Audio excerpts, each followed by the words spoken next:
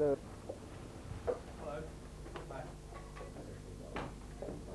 Hello, hi. Gary Mooren. Tommy, hi.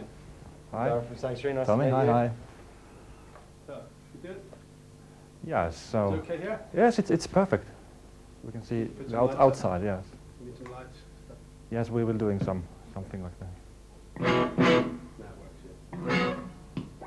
Put the strap on it. He strapped them in. Okay.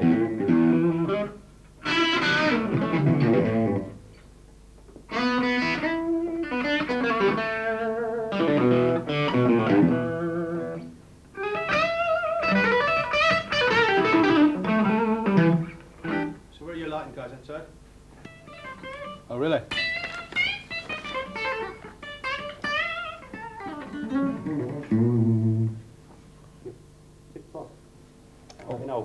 Yeah, yeah, you have a microphone. Yes, Yeah, it's on. I have, Yes, yeah. it's all fine. Yeah. Okay, we just start. Oh, really? Yeah. So you don't need no more lights, you okay? No, it's all fine. Yeah. Yeah, it's a nice day. We must believe in him.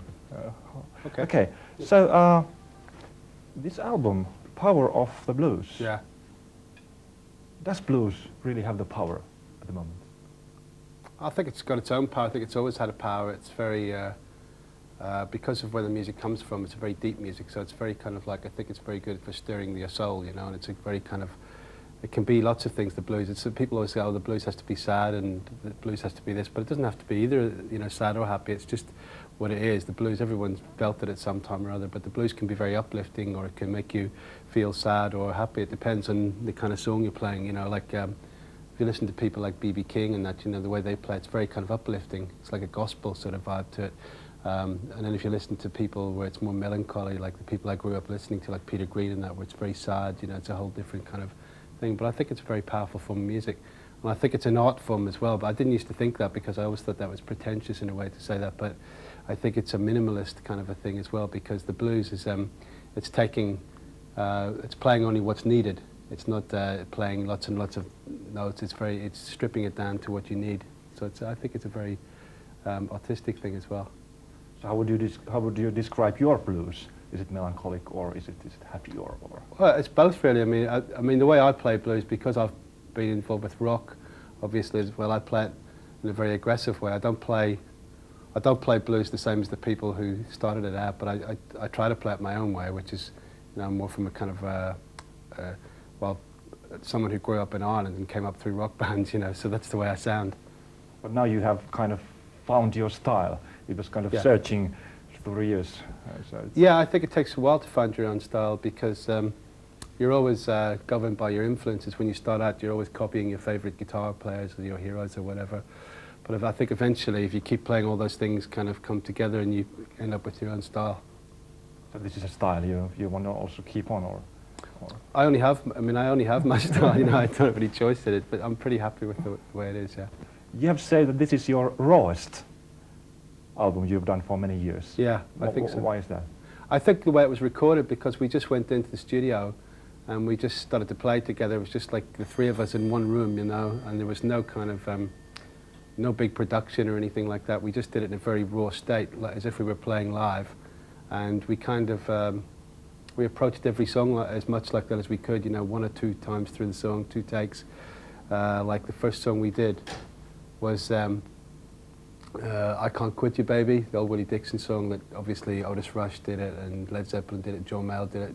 And I just really wanted to do that song, and we just went in and we played it straight away, and it was like, yeah, that's it. It's got the excitement and it's got the rawness. So we kind of tried to keep that all through the record. And I've tried to make raw records before, but they've ended up not being very raw, but this one's kind of stayed the way it should. Are you a raw guy as well? A raw guy? Depends who I'm with, you know. Only when I need to be. But your style of playing is raw, or? I think so, yeah. I mean, it's not, you know, I'm not a jazz guitarist, you know, it's like, I think again that comes from where I grew up, you know. If you grew up in Belfast, it's a bit of a raw place to grow up, you know. Are you living in England right now? Yeah, I live in Brighton, you know, in southern England by the coast, yeah. How do you see things in Belfast? It's quite peaceful right now, or no bombs? Yeah, it's peaceful, but underneath I'm not so sure, you know. But we're going there next month, actually. I haven't played there for a long time, and I go to play there in June with Bob Dylan. So I haven't been back, and I'm playing in a park right opposite my house where I grew up as a kid, you know, and Stormont, you know Stormont, where they have the Parliament in Belfast? You always see on TV Stormont, the big white building, and they're having a gig right there. And it's where I used to go when I was a kid, and I didn't, when I should have been at school, I was always in the park, you know, hiding in the woods. So it's a special place for me, and I've never played there. So Belfast is always in your heart as well? Not so much Belfast, you know. I mean, I don't go back there very often because I don't have a lot of reason to go back there anymore. But I mean, I still love Ireland very much. You know, I like to go back to Dublin more, to be honest. I love Dublin because I got my first break there when I was 16. You know, I moved from Belfast to Dublin. I left home and I started, you know, living in my own place. And I was playing with a band called Skid Row at the time, and I've got a lot of good memories of it there. I was there for about 2 years before I moved over to London. So yeah, that's always very special for me. Ireland, well, also Northern Ireland. It's a country full of music. I mean, yes. An island full of music. Absolutely, yeah. Many big names have. Yeah, for such a small place, there's quite a lot of musical talent that's come out of there. And when I lived in Dublin, there was so much music around at that time. It was incredible because you could play every night if you wanted to. If you went to a bar, there was always somebody playing, and they'd always give you a guitar and say, "Hey, come on, play." You know, everybody was playing with everybody. It was a really healthy kind of situation in that way. But I don't think that's so much like that anymore. But there's you see a lot of people playing on the streets now, and you see there's always little bands. But I don't think there's so many venues anymore, to be honest. It's like everywhere. There's not so many places for the young bands to play. So that's a bit of a shame. But there's still a hell of a lot of music there. Are your roots of music in your family? I mean, what was your family musical? Well, there weren't musicians, but my dad used to promote in Ireland. He used to run a ballroom, you know, like an old kind of a dance hall in the 50s, and I used to go along with him when I was 5, 6 years old and watch what we used to call them show bands. Irish show bands were kind of, there was usually 7 people, and they'd play like country and western and a bit of Irish music and a bit of pop. It was kind of like that, and a few like ballads and folk stuff, and they'd always have a couple of trumpets, and they were fucking horrible actually, you know, but I mean, that's what was popular at the time, and I used to go along and watch them, and so they'd have a guitar player usually, so that's where I got hooked on the guitar. Although I didn't start playing till I was 10.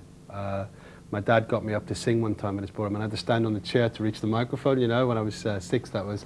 So he got me into the music in that way, but he wasn't a musician himself. But you are not a country music player? Country music player? Oh, yeah, that's yeah, I love it, you know, it's like, now when you grow up on that stuff in Ireland, the first thing you want to do is get away from that, you know, it's like, for a long time you don't like Irish music. I love Irish music now, but if it's forced on you, it's like, you know, I don't know what it's like for you here, but if you're listening to Finnish folk music all the time and you're growing up with that, that's the last thing you want to hear. And everyone else is going, that's beautiful music, and you're going, shit, no, I can't stand it anymore, but you know, you want to play something from America or something, you know, it's always, the grass is always greener, as they say. But now I really like Irish music. I mean, I can appreciate it now, because when I moved to Dublin and I saw the really great players and I got to play with a lot of the guys, it became more important then. Not the country, though. This is your 23rd solo album. Oh, no, I don't even know that. I don't care. I didn't count them. That's quite a lot. Yeah. Well, I've been playing since I was 16, you know. I started very young, and by the time I was 17, I'd made 2 albums, so you work it out. It's like, and I do make a lot of records. I mean, I usually make 1 a year these days, so which is quite, you know, in the modern times, that's quite a lot of records. But people in the 60s used to make 2 albums a year, and then it became 1 album a year, and then it became 1 album every 5 years. And there's still a bit of that going on, which I think is ridiculous. Because a lot of the best records that I grew up on, like Jimi Hendrix and people like that, they were made in a couple of days, those records, and they would put out another record 6 months later. It's like, that's, you know, I think that's how it should be. Have you faced the fact that your music is on the net before it's on the stores? I don't worry about it, because there's nothing I can do about it. It's just, that's the way it is. Yeah, I just don't worry about it. So it doesn't affect you? So it's Nah, it doesn't affect me because I don't really think about it too much. Too busy making some more music to put on the net. Yeah.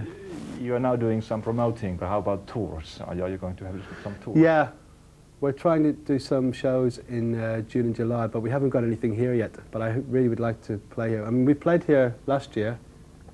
Sorry, no, the year before. Twice, because we came in the summer and we did the festival here, and then we came back. Festival. That's right, and then we came back with ZZ Top in the autumn. So it's not so long ago, 1.5 years, last time I was here.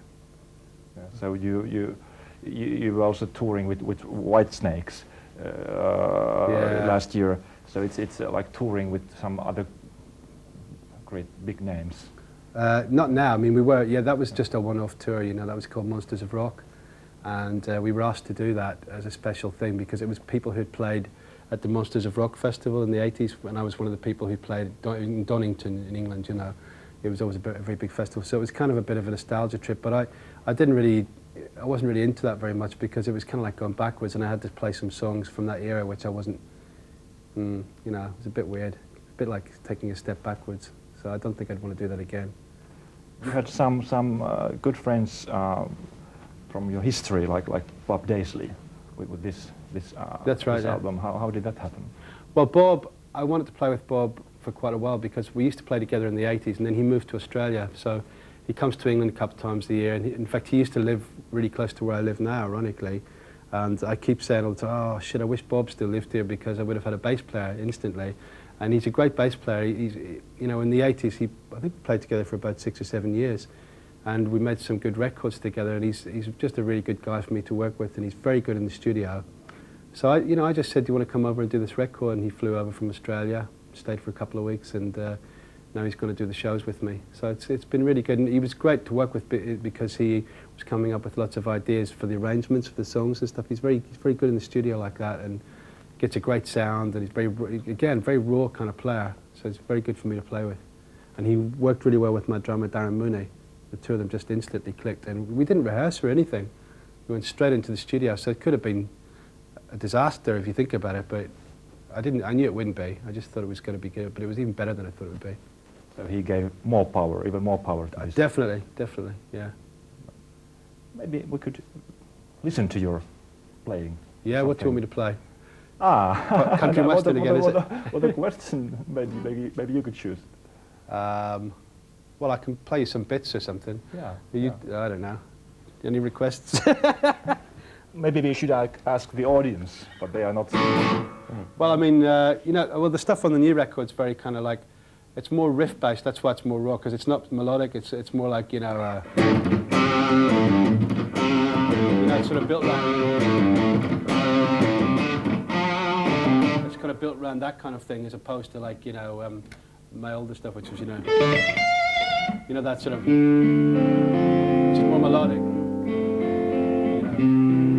So when you play the riffs, it kind of gives it a much harder edge. You know, like we've got an.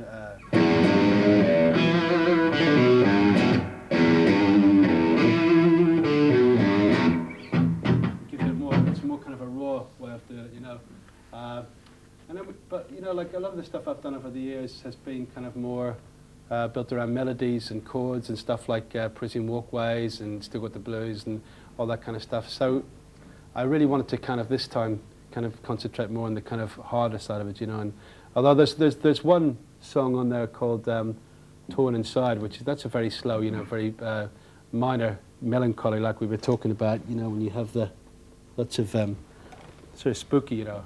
That kind of thing.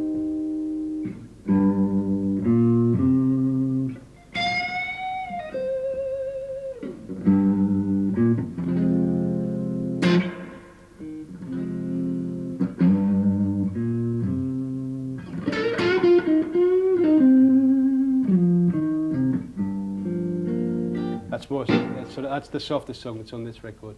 The rest of it's kind of more in your face, I think. Yeah. That was perfect. Well, nothing's perfect, but thanks anyway. I guess that was all. Thank you so much. Is that it? Okay, great. Yeah. Thank you so too. much. Yeah, go to Stockholm, yeah. Okay, so it's kind of a tour of promoting around Europe. Just one day in each place at the moment. Yeah. And then next week I'll go to Germany and France, yeah. So. Yeah, it's nice. I like it very much here, though. I've been here. The last time, not with ZZ Top, but when we did the festival, I stayed here and had a little holiday for like 5 days afterwards. I stayed, because I know the town pretty well. There's some nice guitar shops here too. Yeah, just over there. There's a couple of shops, and I like the park, and I have my little girl with me last time. Oh, you did? I really like it here. And we've got a friend here as well. My partner has a friend here, so it's like, knew a couple of people.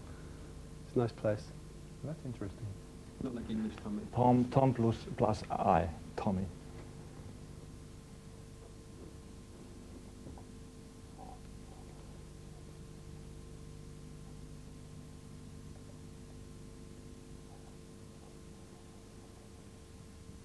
Yep.